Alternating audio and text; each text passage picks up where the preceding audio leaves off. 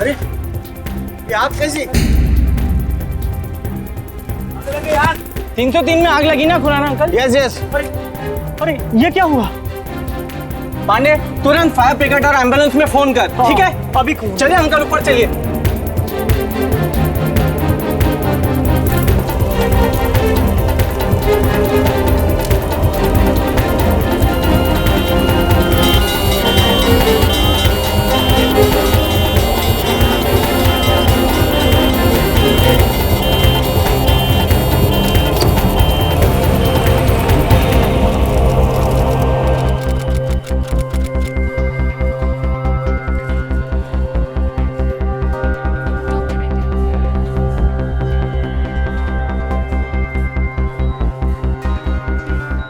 Sir, ये पूजा चौहान 90% जल चुकी है। हम लोग पूरी कोशिश कर रहे हैं but chances are very less.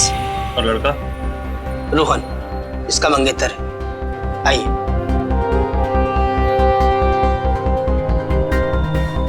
ये बहुत जल्द ठीक हो जाएगा। 10% जला है। इनको यहाँ लेकर कौन आया? इनकी फैमिली में से कोई आया? नहीं, हॉस्पिटल एम्बुलेंस से लाया गया है। इनकी फैमिली चंडीगढ़ में रहती है। हमने इन्फॉर्म कर दिया। नई दिल्ली 18 मार्च 2010 देर रात उस अपार्टमेंट में एक भयानक आग लग गई। 2 लोग इस घटना का शिकार हो गए। उस अपार्टमेंट में रहने वाला रोहन सिंह जो कि 10% जल चुका था, और रोहन सिंह की मंगेतर पूजा चौहान जिसके शरीर का 90% हिस्सा जल चुका। दोनों जल्दी शादी करने वाले थे, लेकिन अचानक यह भयानक घटना हो गई। आग लगने की वजह क्या है ये इस वक्त पता नहीं चल रहा। पुलिस ये समझ नहीं पा रही थी कि क्या ये महज एक हादसा था या फिर साजिश, और अगर ये कोई साजिश है तो इसके पीछे कौन है, इसका कारण क्या है। इन सारे सवालों का जवाब ढूंढने के लिए दिल्ली पुलिस हर संभव प्रयास कर रही थी। साहब लड़की तो कुछ भी नहीं बोल पा रही थी। पर सब वो लड़का कुछ गड़बड़ा रहा था, कुछ उखड़ी उसी आवाज में, लेकिन कुछ समझ में नहीं आ रहा था। हमें उसके होश में आने का वेट करना होगा। चलो चलो मौका वारदात पर चलते हैं। वो जैसे ही होश में आए हमें बताना। जी सर।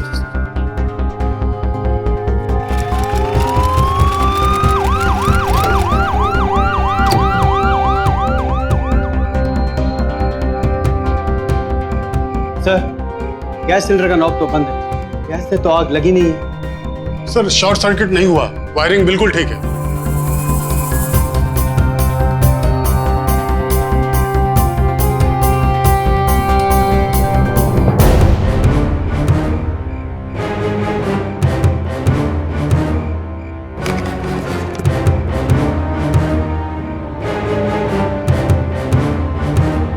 सर मुझे लगता है ये आग लगी नहीं, लगाई गई है।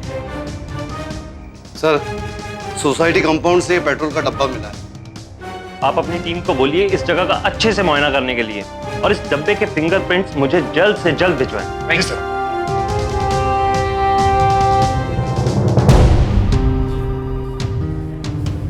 सिस्टर सिस्टर पूजा चौहान कहाँ है? 1 मिनट। हाँ वो 1 केस।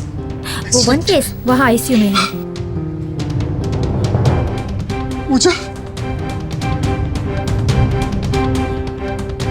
पूजा पूजा सर आप उधर नहीं जा सकते।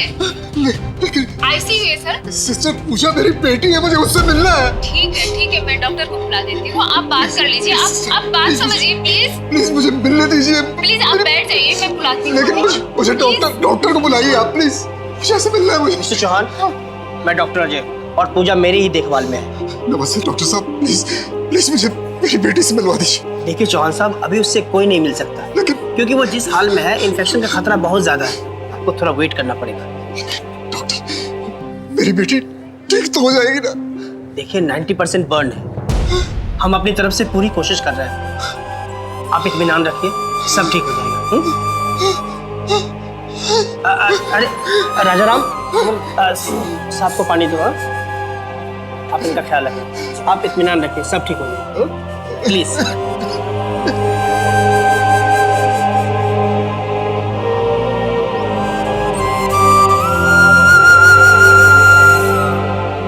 पापा रोहन और मैं शादी करना चाहते हैं।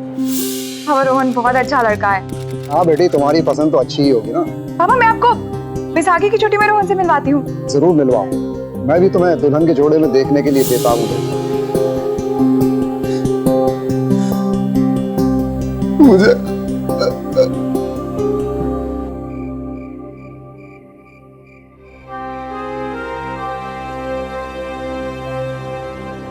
मिस्टर चौहान।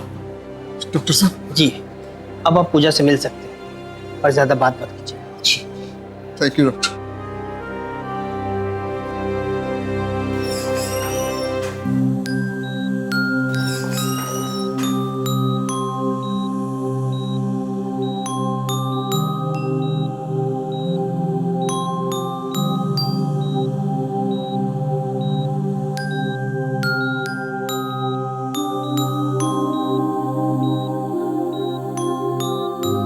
पूजा बेटी, देखो मैं आ गया हूं बेटी।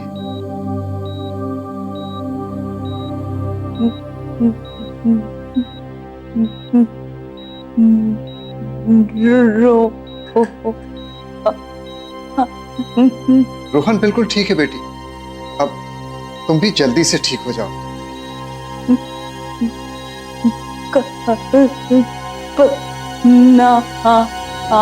कल्पना,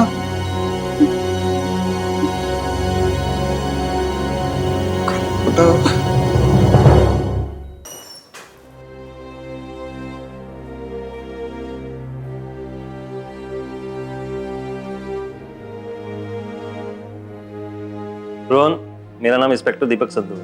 मैं इस केस का इन्वेस्टिगेशन कर रहा हूँ। ये हैं पूजा के पिताजी। नमस्ते अंकल। सॉरी अंकल, आपकी बेटी को इस हादसे से नहीं बचा पाया। नहीं नहीं बेटा, तुम दिल छोटा मत करो। मुझे पता है तुमने उसे बचाने की पूरी कोशिश की। अच्छा ये बताओ रोहन, ये सब हुआ कैसे? सो रहा था, अचानक रूम गर्म हो गया, उसकी सांस फूलने लगी। आंख खोलकर देखा तो चारों तरफ धुआं फैला हुआ, आग लगी हुई थी। जाके चीखने की आवाजें आ रही थी, समझ में नहीं आ रहा था कि मैं क्या करूं। एक ब्लैंकेट लेकर अपने आप को कवर किया और पूजा को बचाने के लिए उसके ऊपर भी एक ब्लैंकेट डाला। उसके बाद मुझे कुछ याद नहीं, मैं बेहोश हो गया। आंख खुली तो सीधा हॉस्पिटल में था। ये सब कौन कर सकता है? सर मुझे नहीं पता सर। हमें तुम्हारे घर के बाहर पेट्रोल का एक केन मिला। उसे देखकर लगता है कि ये आग जबरदस्ती किसी ने लगाई। ये आग जानबूझकर लगाई गई है।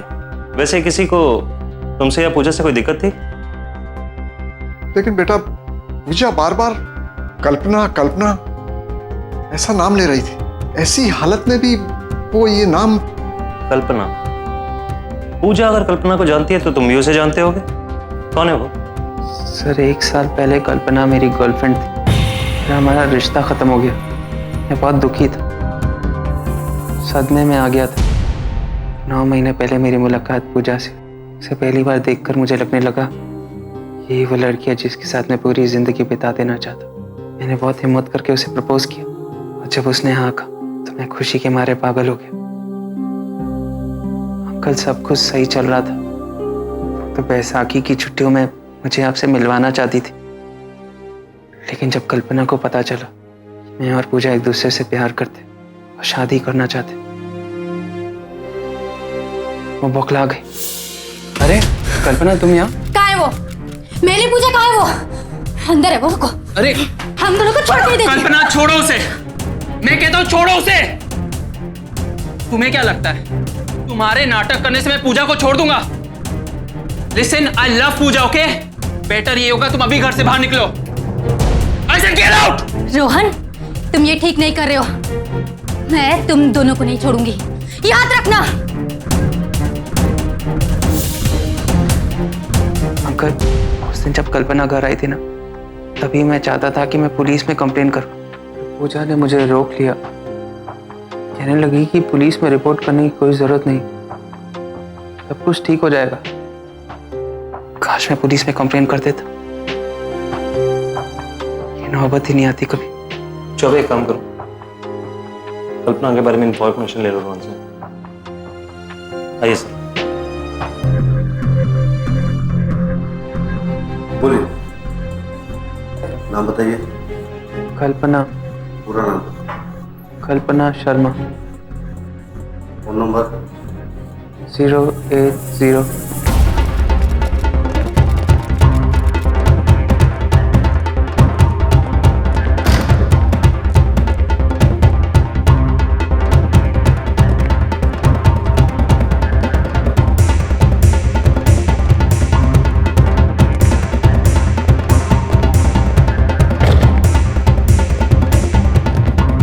कल्पना कुछ दिनों से डिप्रेशन में लग रही थी, काफी रिजर्व नेचर है, कभी कुछ बताया नहीं। उसकी फैमिली में कौन कौन है? उसके फादर नहीं, उसकी मां बरेली में रहती है। आप चाहे तो उनका एड्रेस दे सकता हूँ मैं। जी बिल्कुल।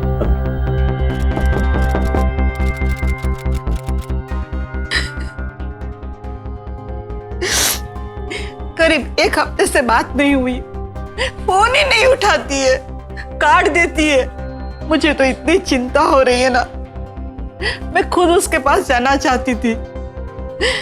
सब कुछ ठीक है ना सर? मिसेस शर्मा, आप धीरज रखिए, हमें जैसे कोई इन्फॉर्मेशन मिलती है हम आपको बताते हैं। और हाँ, आपको उसके बारे में कोई भी न्यूज़ मिलती है तो आप प्लीज हमको जरूर बताइए।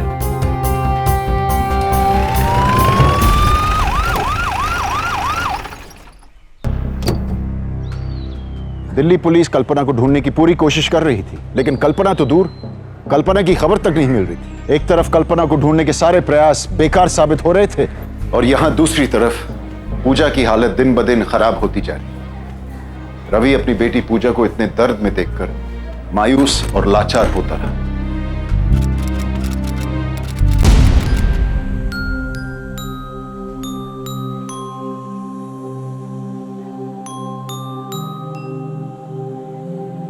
मिस्टर चौहान। सर, कल्पना का कुछ पता चला?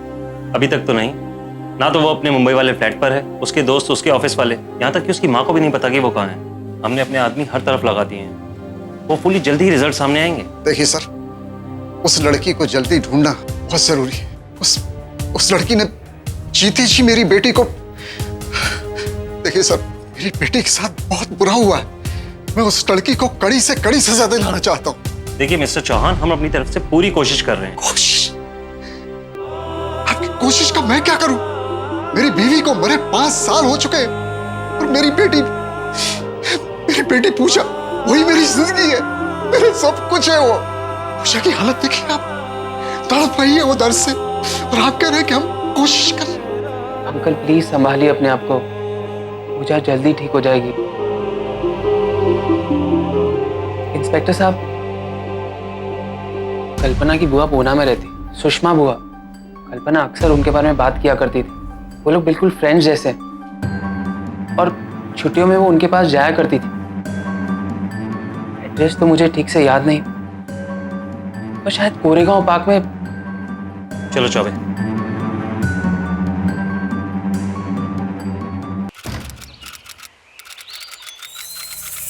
क्या हुआ साहब? इधर सुषमा सिंह यहीं रहती है? हाँ साहब, यही रहती है साहब।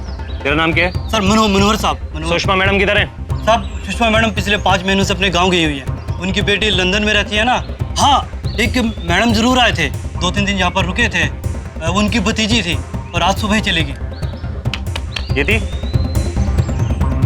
हाँ साहब, यही थी। कहाँ गए? अब मालूम नहीं साहब। एयरपोर्ट? नहीं मालूम साहब। स्टेशन?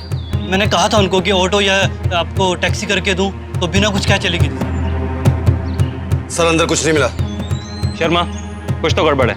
एक काम करो, पुणे पुलिस को इन्फॉर्म करो। एयरपोर्ट, बस अड्डा, रेलवे स्टेशन और टोल नाका सभी पर नजर रखने को बोलो। सर, कल्पना यहाँ पे 3 दिन से रह रही थी। हमारे आने के कुछ घंटे पहले वो यहाँ से भागी है। लेकिन सर, एक बात समझ में नहीं आई, उसे कैसे पता लगा कि हम लोग यहाँ पे आने वाले हैं? चौबे, मैं भी यही सोच रहा हूँ, लेकिन हो सकता है सिर्फ एक इत्तेफाक हो।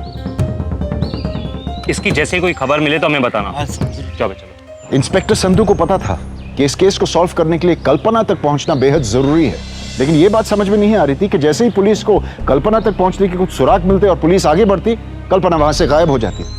अब सवाल यह उठता है कि क्या यह संयोग है और कल्पना निर्दोष है, या फिर पुलिस के मूवमेंट्स के बारे में कल्पना को पहले से ही खबर मिल रही थी। बेटी काश मैं तुम्हारा दर्द बांट पाता, लेकिन तुम जल्दी ठीक हो जाओगे बेटी।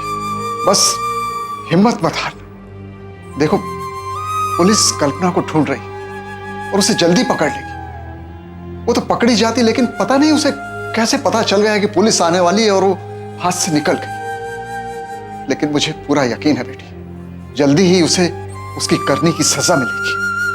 देखो बेटी, पुलिस, तुम्हारे पापा, तुम्हारा रोहन, सब तुम्हारे साथ है, इसलिए हिम्मत मत हारो बेटी, हौसला रखो।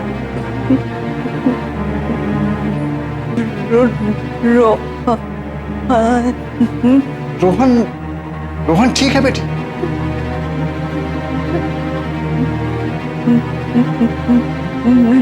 रोहन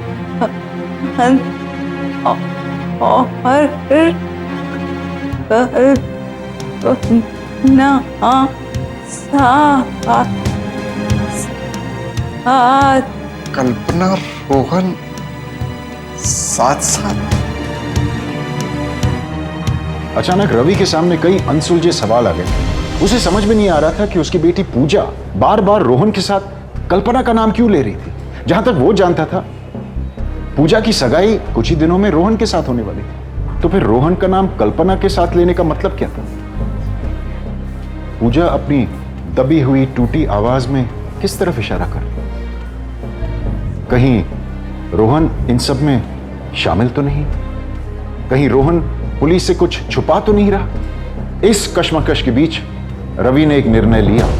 पता नहीं पूजा क्या कहना चाह रही थी, लेकिन बार बार वो कल्पना, रोहन और साथ यही शब्द दोहरा रही थी। ठीक से बोल नहीं पा रही थी। मैं भी समझ नहीं पाया कि वो क्या कहना चाहती है, किस तरफ इशारा कर रही है। कहीं ऐसा तो नहीं है कि रोहन और कल्पना आपस में मिले हुए?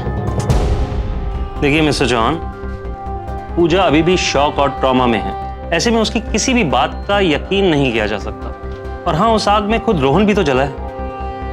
कोई भला ऐसा प्लान क्यों बनाएगा जिसमें खुद की जान को खतरा हो? देखिए, ये तो मुझे नहीं पता, मैं भी सिर्फ गैस ही कर रहा हूं। लेकिन आप मुझे एक बात बताइए, आप लोगों के वहां पहुंचने से कुछ देर पहले कल्पना वहां से गायब हो गई। हो सकता है रोहन ने ही उसे इन्फॉर्म किया।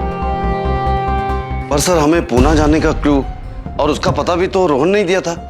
राइट। हो सकता है मैं गलत सोच रहा हूं, लेकिन अगर आपकी तहकीकात सही है तो अब तक कुछ भी पता क्यों नहीं चला? देखिए मिस्टर चौहान, मैं आपके इमोशंस की रिस्पेक्ट करता हूँ।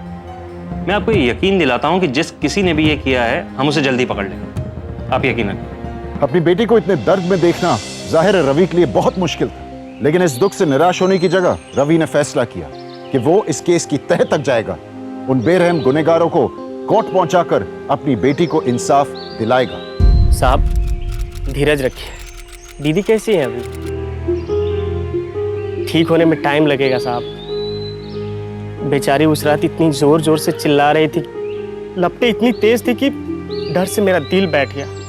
एक टाइम लगा कि मैं बेहोश हो जाऊंगा। ऊपर जा भी नहीं पाया उनको बचाने साहब। फिर उसको बचाने ऊपर कौन गया था? खुराना साहब गए थे। खुराना साहब? जी। मैं और अभिनव भागकर ऊपर गए और इतना धुआं था कि मैं लिविंग रूम के आगे जा ही नहीं पाया। मुझे जोर से खांसी आने लगी। मुझे दमा है ना। ये तो अभिनव था जो अंदर जाके उन दोनों को बाहर निकाला। आप मुझे अभिनव से मिलवा सकते? जरूर। Thank you. हाँ, खुराना अंकल अंदर नहीं आ पाए क्योंकि धुआं बहुत था और मैं किसी तरह से दरवाजा तोड़ के अंदर घुसा। यहाँ सब कुछ खौफनाक था और पूजा आग की लपटों में। मैंने किसी तरह उस पर एक कंबल फेंका, पर तब तक बहुत देर हो चुकी थी। अच्छा बेटे, एक बात बताओ, जब आप यहाँ पहुंचे उस वक्त रोहन कहाँ था? रोहन यहाँ पे बेहोश पड़ा था। उसके हाथ और कुछ कुछ जगहों पर जलने के निशान थे। पर पूजा के भगवान, वो तो आग में पूरी तरह से लथपथ। चारों तरफ धुआं फैला हुआ था। पूजा की चीखने की आवाजें आ रही थी और पूजा को बचाने के लिए उसके ऊपर भी एक ब्लैंकेट डाला। बेटे, अभी आपने कहा कि आपने पूजा पर कंबल डाला, तो क्या पूजा पर पहले से कोई कंबल नहीं था? नहीं, उस पर तो कोई कंबल नहीं था। और आपने एक और बात बताई कि आपको दरवाजा तोड़कर अंदर आना पड़ा, लेकिन दरवाजा तो बाहर से बंद था। नहीं अंकल, दरवाजा तो अंदर से बंद था।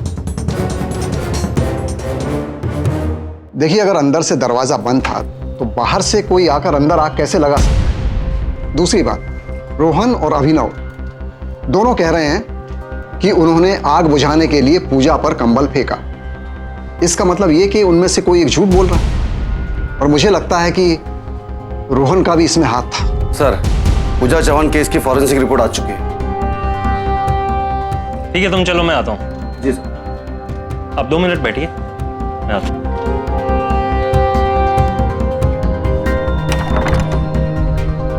हाय सर, हाउ आर यू? अभी बाय।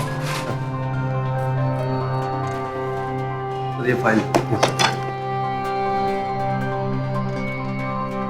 सर, लैब के रिपोर्ट के हिसाब से वो आग पेट्रोल से लगाई थी, पर जहां-जहां ये आग लगी है उसके पैटर्न के हिसाब से रोहन का बयान बिल्कुल मैच नहीं करता। और तो और रोहन का कहना है कि उस रात वो सो रहे थे, बाहर से कोई अंदर आया, उन पे पेट्रोल डाला और आग लगा दी। सर, अगर कभी ऐसा होता तो सबसे ज्यादा आग उस बेड पे लगी होती। मगर ये देखिए, इस तरफ से तो कुछ भी नहीं हुआ है और उस तरफ से बिल्कुल मामूली से निशान जलने के दिखाई दे रहे। और तो और सर, मुझे तो सबसे ज्यादा इस कुर्सी पे ज्यादा आग लगी हुई दिख रही है। मुझे तो ये मामला कुछ समझ में नहीं आ रहा सर। रोहन तो कह रहा था कि जब उसे पता लगा कि आग लगी है तो उसने खुद को कंबल लपेट कर आग बुझाई। राइट सर, अगर कभी ऐसा होता तो सबसे ज्यादा वो कंबल जला होता। लेकिन आप इस फोटो को देखिए, एक तरफ से कंबल पूरा जला हुआ है और ये पूजा के साथ था, उसके घर में था। सर, मुझे पूरा डाउट है कि ये काम हो ना हो रोहन ने ही किया है। इसी बात का डर था मुझे कि रोहन की कहानी में कुछ गड़बड़ है।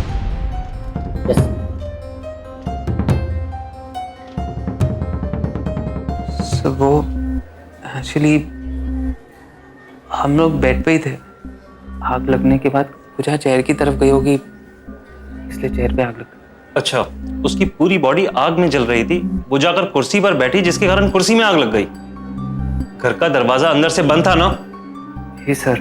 जब घर का दरवाजा अंदर से बंद था तो बाहर से कल्पना ने आकर तुम दोनों पर पेट्रोल डाला और आग लगा दी, और उसके बाद घर का दरवाजा अंदर से बंद किया और गायब।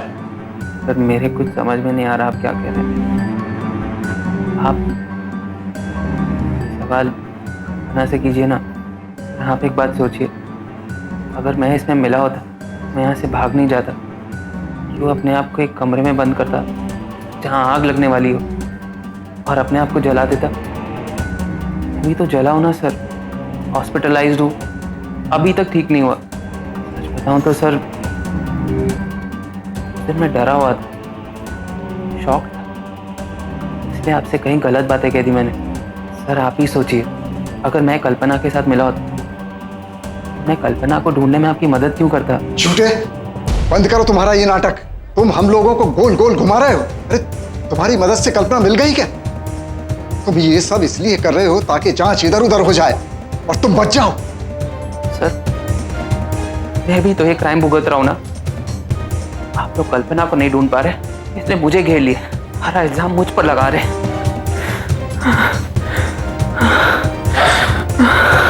अरे, आप लोग बाहर जाइए, प्लीज प्लीज, आप लोग बाहर जाइए।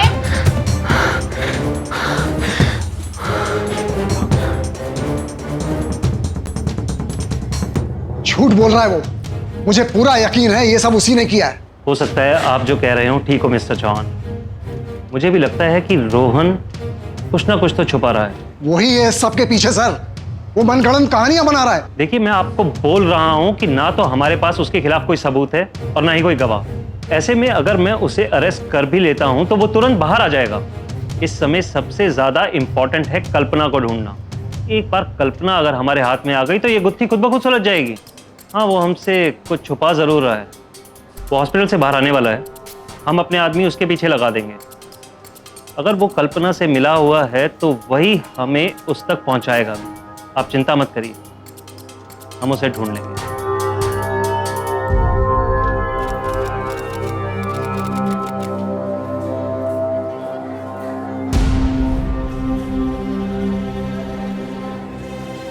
प्लीज अंकल, सिर्फ एक बार मिलने दीजिए। अंकल, आप बेकार में मुझ पर शक कर रहे हैं। आपको क्या लगता है आप पूजा के पिताजी और मैं उसका कुछ भी नहीं? जितना प्यार आप उससे करते हैं ना, उतना ही मैं भी उससे करता हूँ। ठीक है अंकल, नहीं जाने दीजिए। लेकिन जब आपको सच्चाई का पता चलेगा ना, तब आपको पता चलेगा कि मैं आपकी बेटी से कितना प्यार करता हूँ। प्लीज पूजा का ख्याल रखिएगा।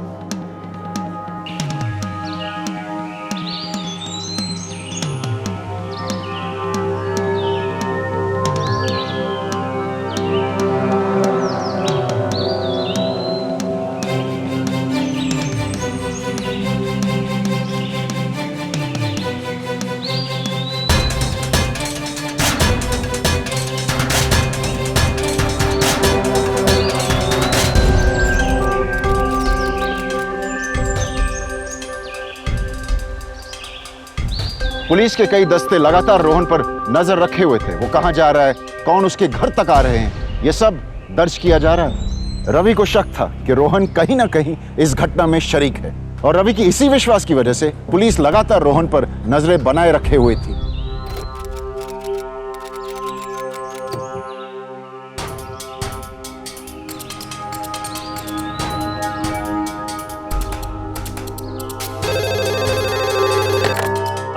सर, मैं यमुना नगर के एक गेस्ट हाउस के सामने हूँ। मुझे लगता है हमें कल्पना मिल गई है। ठीक है, तुम नजर रखो, मैं अभी आता हूँ।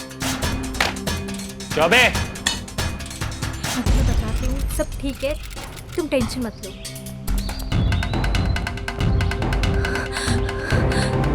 पुलिस, मैं तुम्हें फोन करती हूँ।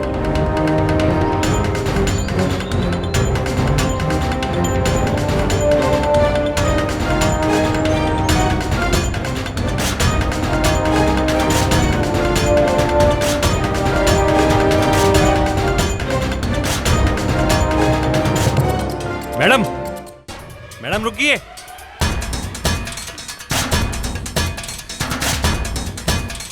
छोड़ो मुझे। कल्पना शर्मा, चलिए हमारे साथ।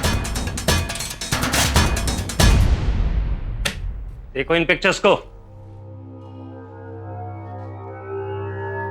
क्या किया है तुमने उस लड़की के साथ?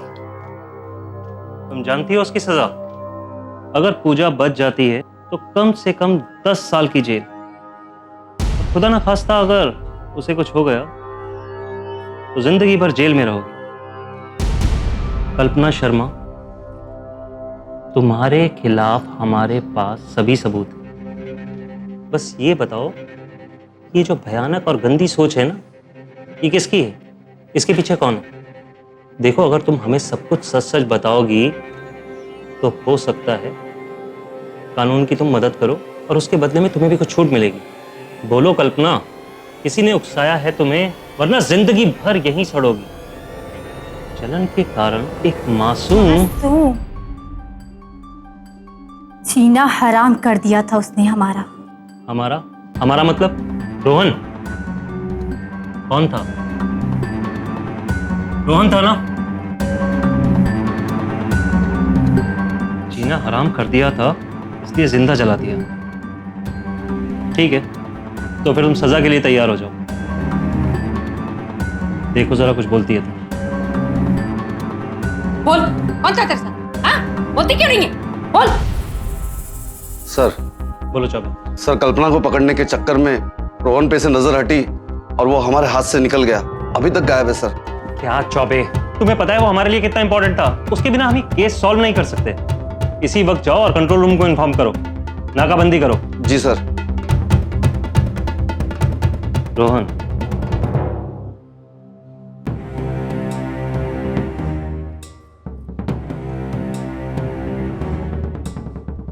देखो तुम बेकार में रोहन को बचा रही हो। तुम्हें क्या लगता है रोहन तुमसे प्यार करता है? तुम्हारा ही नाम उसने इस केस में लिया है। इस केस में सस्पेक्ट हो तुम। झूठ है ये सब। तुम्हारा पुणे वाला एड्रेस उसी ने हमें बताया और साथ ही साथ उसने तुम्हें इन्फॉर्म कर दिया ताकि तुम पर उसका भरोसा बना रहे। लेकिन जब तुम दिल्ली आई तो उसने हमें तुम्हारे बारे में बता दिया, लेकिन तुम्हें हमारे आने की कोई खबर नहीं थी और हमने गेस्ट हाउस में आकर तुमको गिरफ्तार कर लिया। हमको उस गेस्ट हाउस का पता उसी ने दिया था, वरना तुम ही सोचो हमें कैसे पता चलता। सोचो कल्पना, उसकी प्लानिंग के बारे में। एक ही बार में उसने तुम्हें और पूजा दोनों को बर्बाद कर दिया। खुद तो बाहर घूम रहा है मजे से, और तुम्हारा क्या?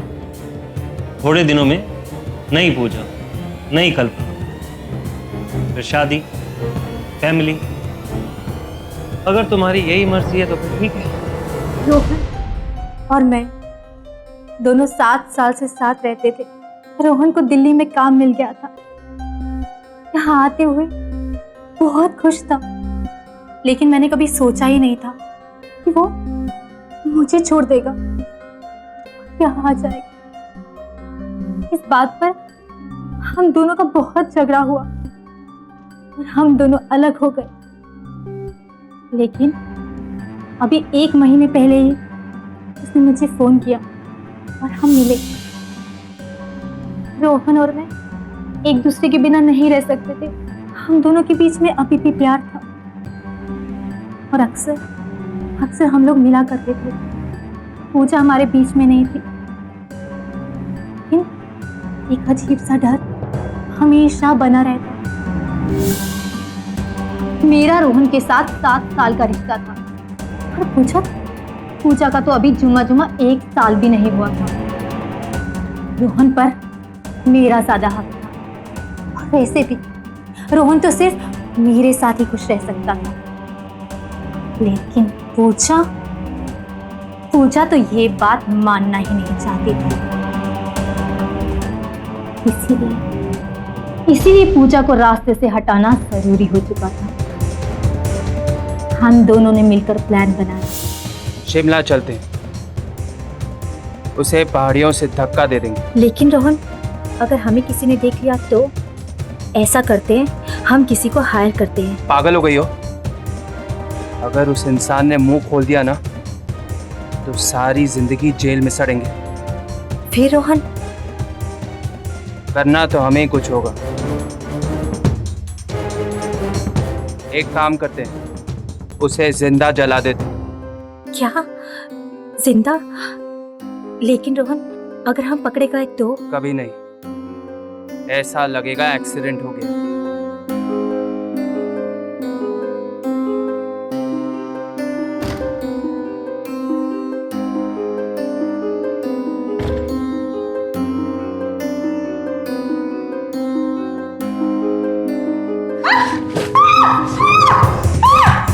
रोहन पकड़ो उसे, जल्दी पकड़ो। मुंह बंद उसका।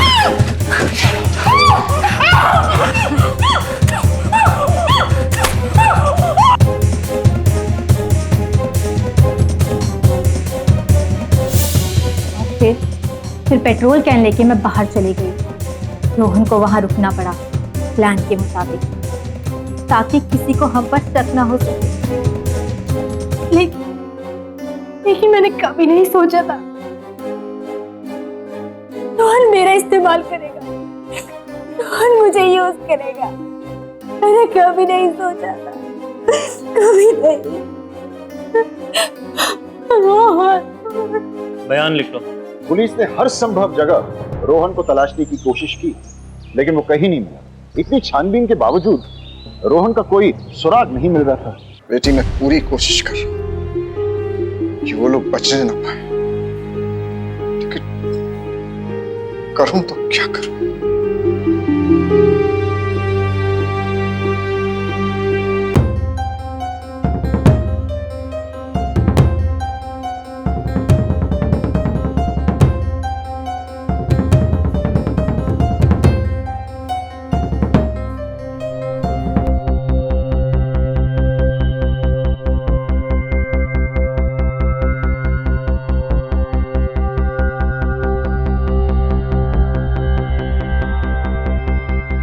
सर अगर हम उसके ईमेल तक पहुंच पाए तो हम उस तक भी पहुंच जाएंगे। लेकिन हमारे पास उसका ईमेल आईडी नहीं है। मेरे पास है। चौबे। जी सर। साइबर सेल वालों को इन्फॉर्म करो जल्दी। जी सर। आइए। जब भी आप इंटरनेट पर जाते हैं यानी कि ऑनलाइन जाते हैं, आपके कंप्यूटर को एक आईपी एड्रेस दिया जाता है। ईमेल्स भेजने या रिसीव करने के लिए ये आईपी एड्रेस बेहद जरूरी है। बिल्कुल वैसे जैसे जब आप किसी को चिट्ठी भेजना चाहते हैं, उसके पोस्टल एड्रेस की जरूरत पड़ती है। इस आईपी एड्रेस से ये पता लगाया जा सकता है कि वो कंप्यूटर किसे ईमेल्स भेज रहा है, रिसीव कर रहा है, वो कंप्यूटर किस वक्त और कितने समय के लिए ऑनलाइन रहा है। और इसीलिए इंस्पेक्टर संधू ने रोहन की ईमेल की छानबीन करने की वारंट भी निकाली और उसके कंप्यूटर के आईपी एड्रेस पर भी नजर रखी, ताकि ये पता चल जाए कि वो किसे ईमेल्स भेज रहा है, रिसीव कर रहा है। आखिरकार 2 हफ्ते बाद ये मेहनत रंग लाई। आपने इस लड़के को देखा? ये लड़का, ये तो रोज हमारे कैफे में आता है। कितने बजे? यही कोई 11, सवा 11 बजे। अभी 10:50 हुए हैं। चौबे, तुम्हें कंप्यूटर ऑक्यूपाई करो। शर्मा, तुम बाहर। चौबे, पकड़ो।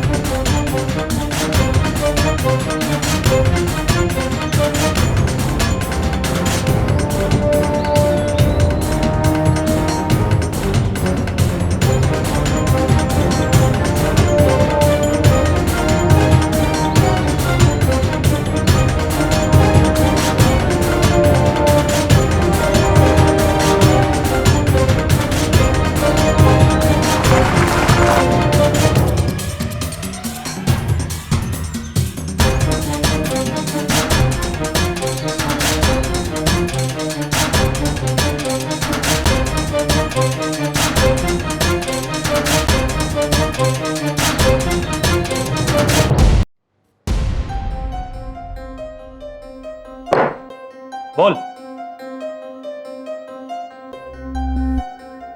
मेरा उसे मारने का कोई प्लान नहीं था। मैं भी पूजा से बहुत प्यार करता था। मैं नहीं चाहता था कि ऐसा कुछ हो। और वो बहुत पोजेसिव हो गई थी, हर बात में दखल देती थी। सांस लेना मुश्किल हो गया था सर। ये करो, ये नहीं करो, ये ऐसा, वो वैसा। पक गया था मैं सर। मुझे कल्पना की कमी महसूस होने लगी। मैंने डिसाइड कर दिया कि मैं पूजा से रिश्ता तोड़ दूंगा, लेकिन मैं उसे बोल नहीं पाया। 1-2 बार मैंने उसे मजाक में कहा, जान देने की धमकी देने लग गई। पूजा, सोचो अगर मैंने तुम्हारे साथ ब्रेकअप कर दिया तो? तुमने मेरे साथ ब्रेकअप किया तो मैं खुदकुशी कर लूंगी और तुम्हें ब्लेम करते हुए एक चिट्ठी छोड़ दूंगी ताकि तुम किसी और के ना हो सको। I don't believe you. तुम मजाक कर रही हो ना? नहीं, मैं सच बोल रही हूँ, मजाक नहीं कर रही। अरे पूजा, तुम भी ना। I love you. मैं ऐसा कैसे कर सकता हूँ? मजाक तो मैं कर रहा हूँ। लेकिन मैं मजाक नहीं कर रही थी और मेरे साथ ऐसा मजाक मत करना। मेरे पास और कोई रास्ता नहीं था। मेरी कसम सर, पूजा को हर्ट नहीं करना चाहता था सर। हर्ट नहीं करना चाहता था और जिंदा जला दिया तुमने उसे, क्योंकि वो पॉजेसिव थी। उसकी जिंदगी और मौत का फैसला तो तुमने सुना दिया बरखुरदार। अब देखते हैं अदालत तुम्हारा क्या फैसला सुनाती है।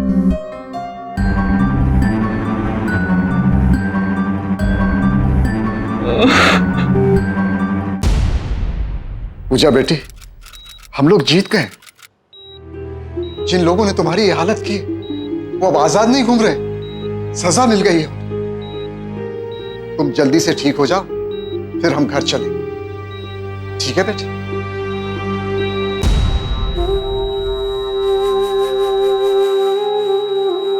पूजा, पूजा बेटी, पूजा बेटी, पूजा, पूजा, पूजा बेटी, पूजा, पूजा।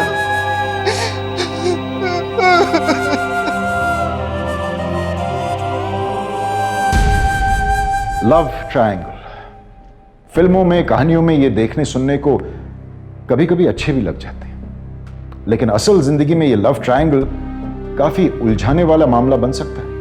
कई जिंदगी आप बर्बाद कर सकता है ये लव ट्रायंगल।